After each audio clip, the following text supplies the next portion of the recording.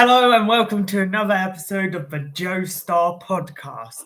Today we're going to be covering topics such as She-Hulk episode 7, Rick and Morty episode 4, some Pokemon Scarlet and Violet news, and the biggest thing of all, a Deadpool 3 announcement by Ryan Reynolds. Oh man, I can't wait to talk about it with you guys. As you can see, we're now in my new place. We were in here yesterday. Also, that's Captain America, if you didn't know. Okay, let's get straight into it. She-Hulk episode 7 aired today, every Thursday, just so you know. I have notes on my phone, so if I'm looking down, that's why. So I loved how they made her change by closing the door and then having her reopen it. That was pretty cool. I loved her doing different things around the house, even though it seemed as if it was one continuous video. Josh and her were cute. We'll get to someone in a bit, or should I say near the end. Loved that She-Hulk didn't care what people think, because she was like, Nikki was like, why are you looking at this sort of thing? And she was, are you looking at the I can't remember what it was called. It was like Inquisitor Army or something like that. I don't know. And she was like, oh, I don't care what a bunch of people think. Sorry about the light, by the way. I would shut it, but it might get a bit too dark, so I wasn't really sure. So, yeah. The Muppets is now canon in the MCU. That is probably one of the shockingest things, because Miss Piggy was breaking out of jail, and that was crazy. Loved that. Yeah, I need to keep thinking of more adjectives. If you didn't know, I'm dyslexic, so I find it hard to find other words, spell things. But we'll carry on with She-Hulk. Loved that there was a ding and it wasn't from Josh. That was funny. Like, I can agree with that. Like, you're texting someone and then you want them to text you back as soon as possible, and then you get a ding and it's like either your battery's low or your storage space is not there, and then you're like, oh crud. Yeah.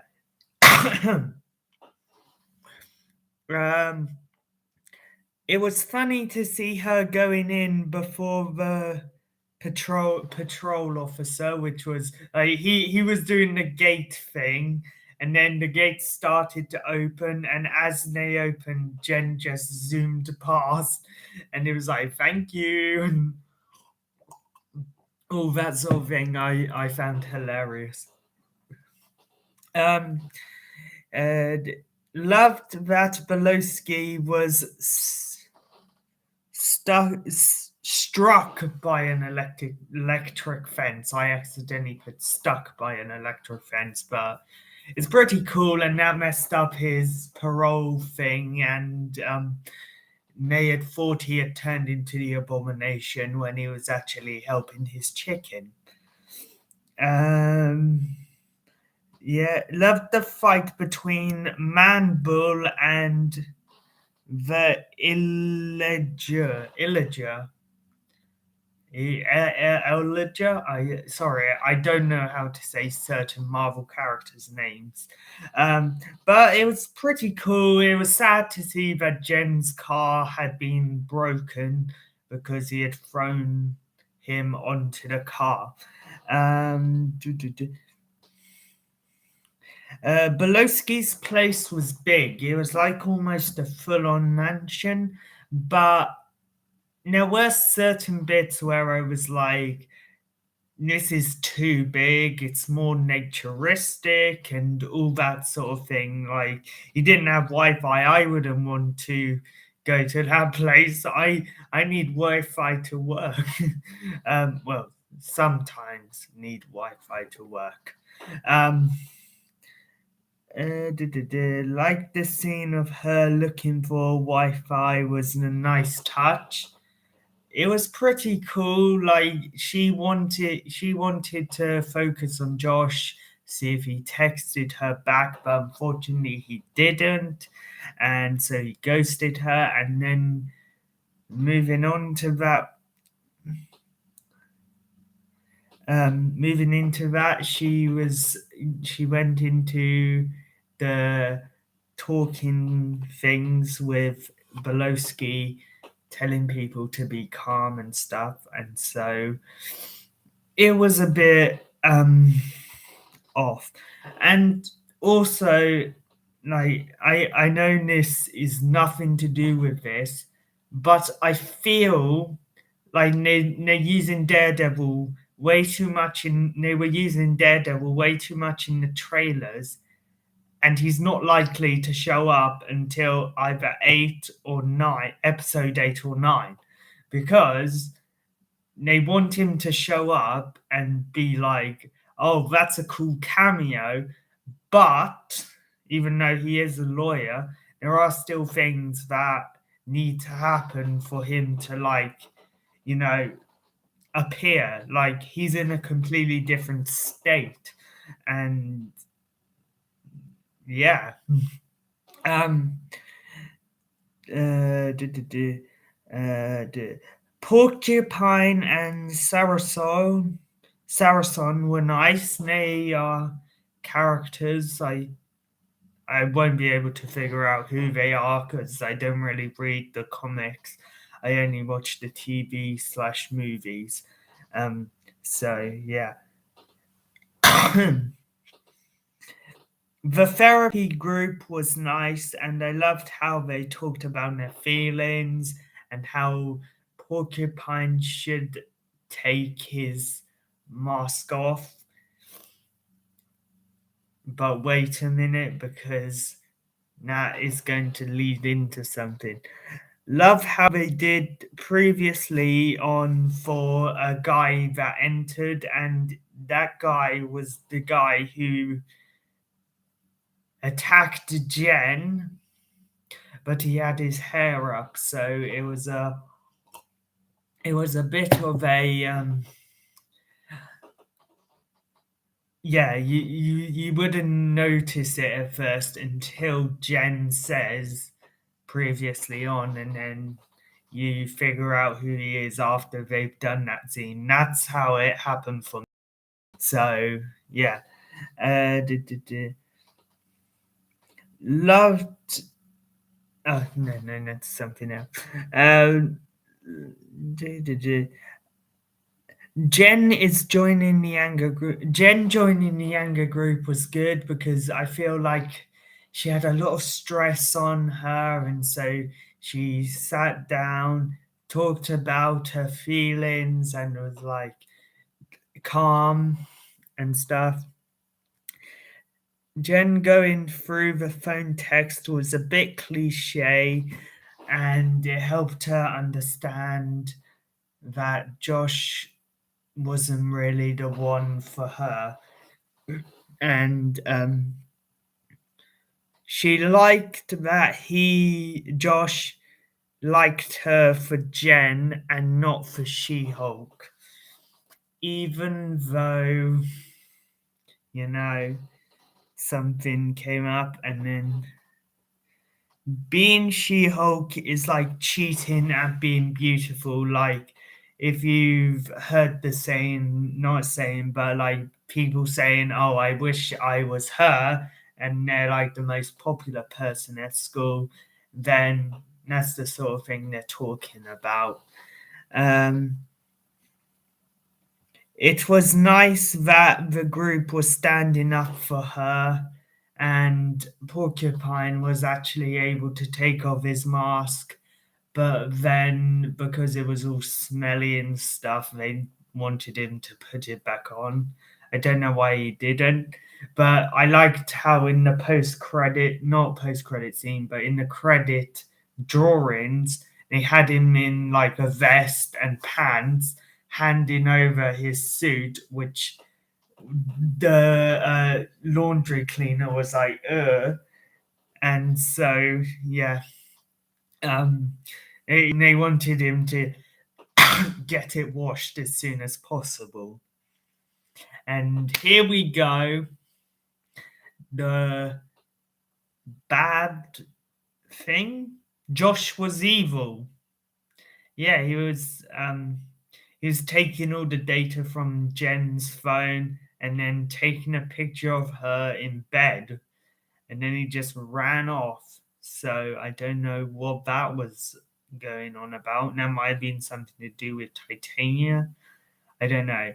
But it was a shame Daredevil didn't show up. I think it is meant to focus more on She-Hulk, but overall, um, it didn't really excite me because if you remember 2 weeks ago when I did a video, I was like so hyped because they showed Daredevil's helmet, and I was like, oh my gosh. And I was like, yeah, he's going to show up. And then in the next 2 episodes, it was like, this is stupid. This is not him. But hopefully, when he does show up, I can tell you guys how this is happening and be shocked. Now, we're going on to Rick and Morty episode 4.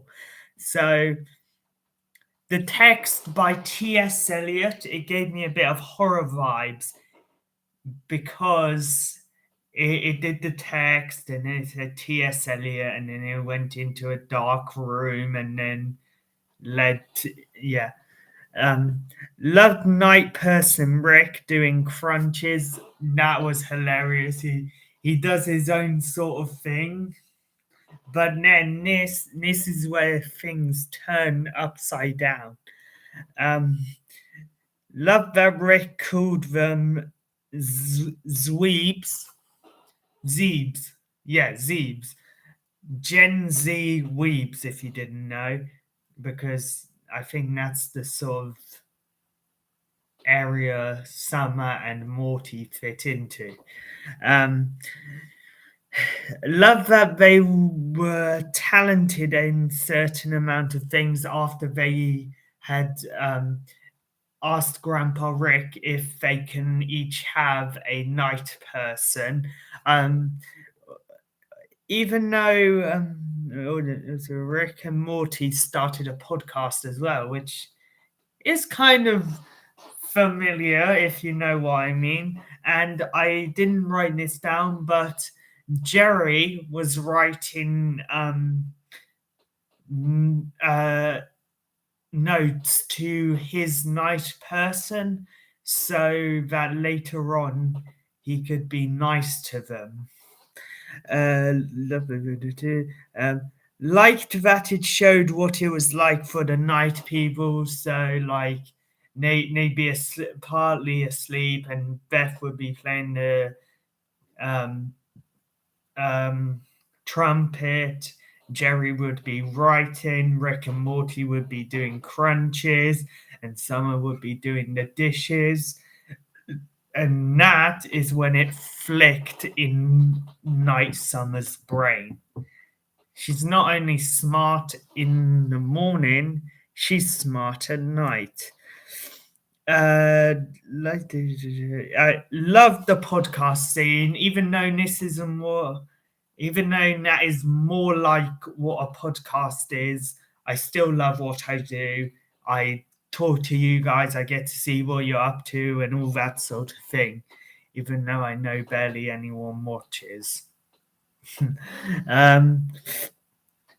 Chicken Clock was cool.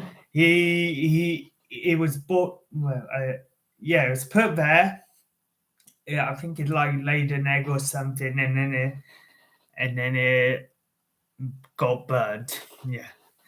The fact that they took revenge, the night people took revenge, was funny, and it was amazing how they made indestructible plates, which kind of reminded me of if you remember in Avengers Infinity War, when Thor makes his hammer, it kind of reminded me a bit of that.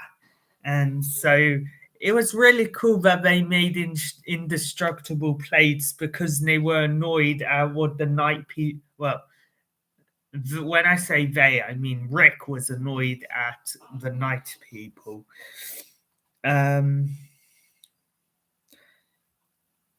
It was shocking that the night people harassed Rick and they tied him to a chair, and that's what that was really odd, and I was freaked out a bit.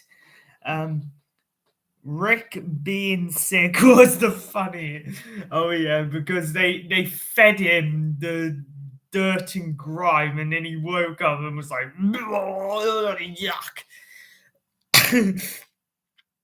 um, Summer's suit looked weird. It was like holding up her eyes, and it was a big thing, and it was a massive hairy jumper, which was itchy because it was all forced to make her stay awake and all that sort of thing.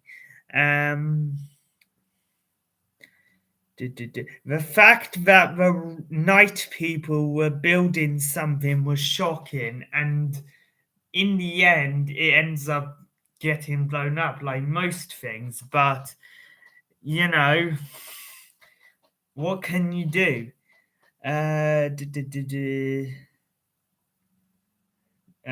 kitchen equipment becoming robots was cool because Summer had fallen asleep and they had been building it alongside the big machine, and they actually looked really cool. Like the microwave had like screws and stuff, and it had antennas and all that sort of thing.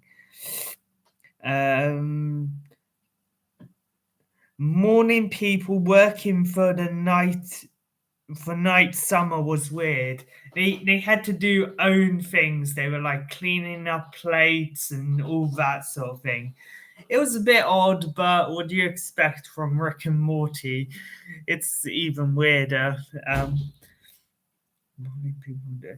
Night Jerry helping was nice because he, like I said, Jerry had been writing letters to his night person, and so he was trying to be nice, even though he knew in front of Summer he had to act like a night person. Gene was a funny cameo, and he came in came in a cameo again. The tiny car crashing the drone made me laugh.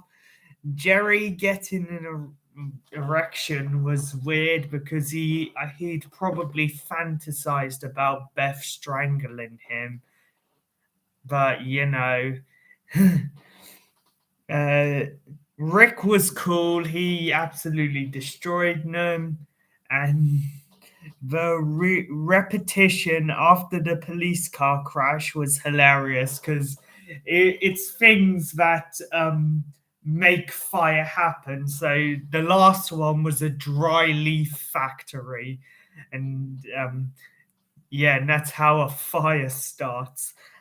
Dry leaves. And yeah, them ending as night people was cool, and the things they did was cool. They were bankrupt. It was funny that they were bankrupt in the end, and then did was cool. Then Rick shot the machine, and they turned back to normal, and that was in the post-credit scene. Okay, next up, I'm ranking movies. Well, They're mostly TV shows because I haven't seen many movies throughout September. And by the way, these these September films are only partway through. Like there's She-Hulk, there's Rick and Morty, and there's Andor. Um, Andor, we'll start with Andor. I gave it a 5 out of 10. I'm not really a big fan of Rogue One, so it didn't really stand out as much as I thought it would. But overall, it was a 50-50 one. Star Wars fans would like it, but if you've only watched Star Wars for certain things, then it's not really for you. Rick and Morty, I gave an 8 out of 10. Funny, hilarious, as I've just said, in the last 4 weeks. 3 weeks, because I forgot episode 1 started, so I did episode 1 and 2. But overall, 8 out of 10, absolutely hilarious. Can't wait for more. And She-Hulk, I gave a 6 out of 10.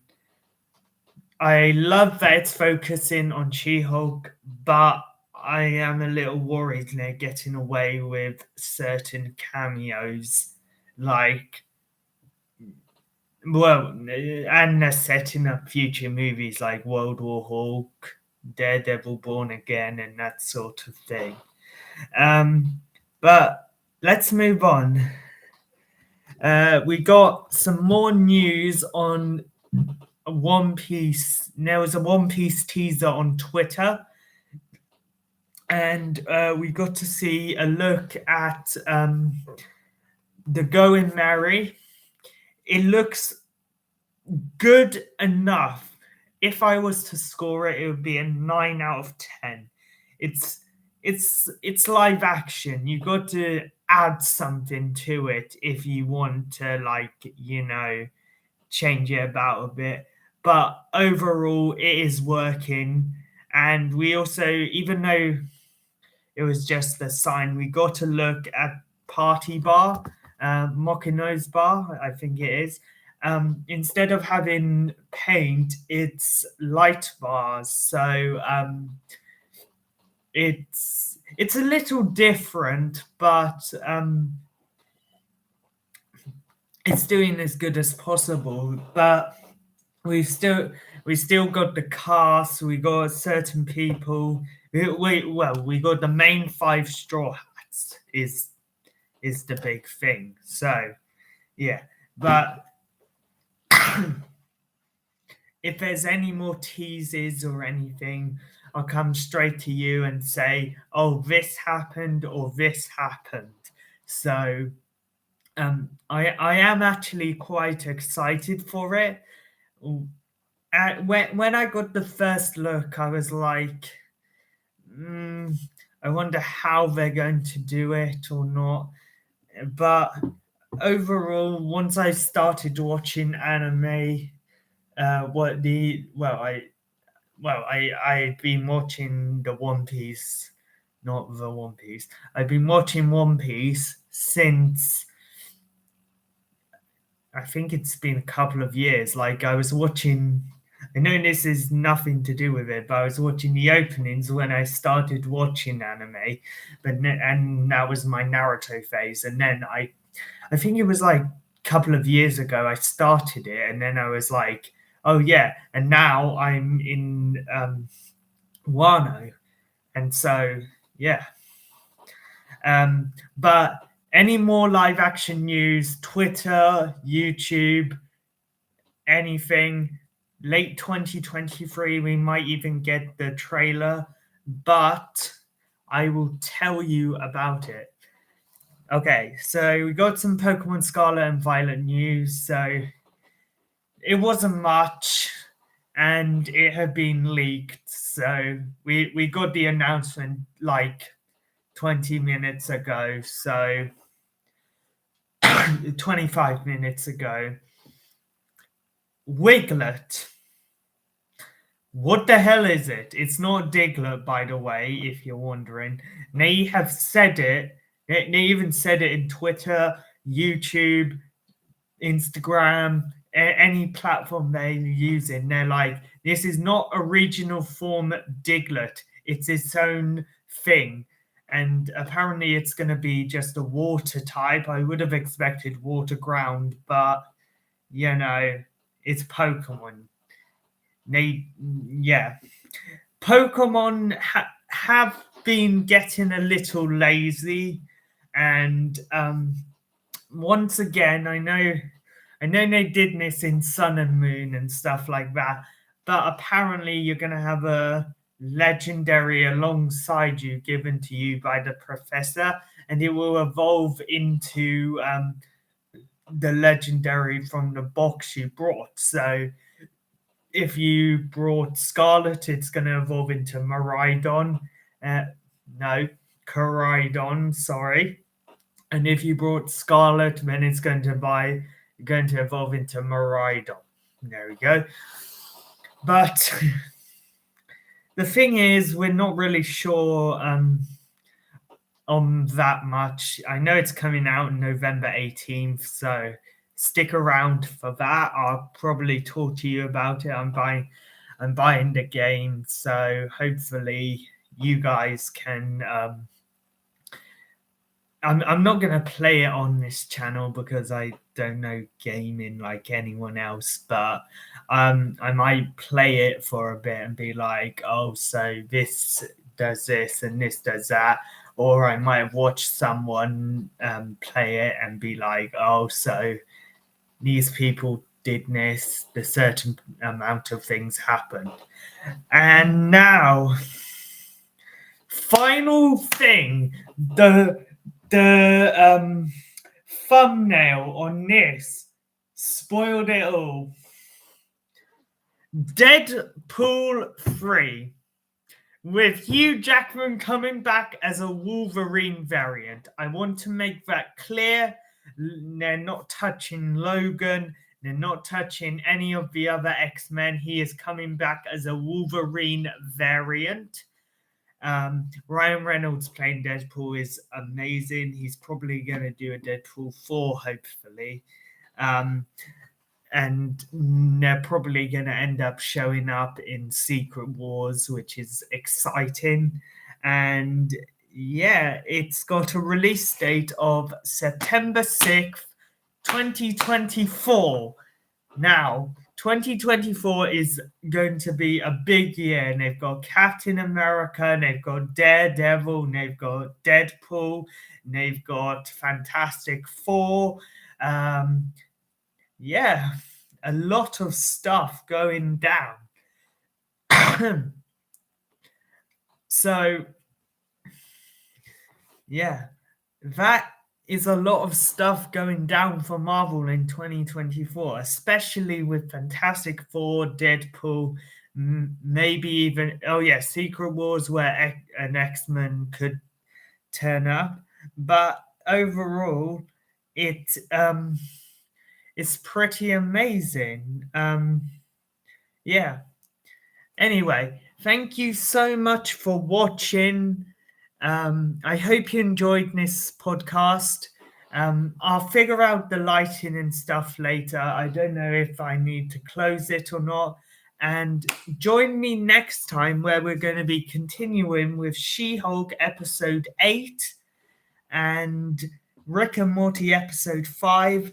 And if I'm probably going to do it a bit later because the Mario movie trailer's coming out, so I'll be able to watch that and talk to you about it. So see you around, guys.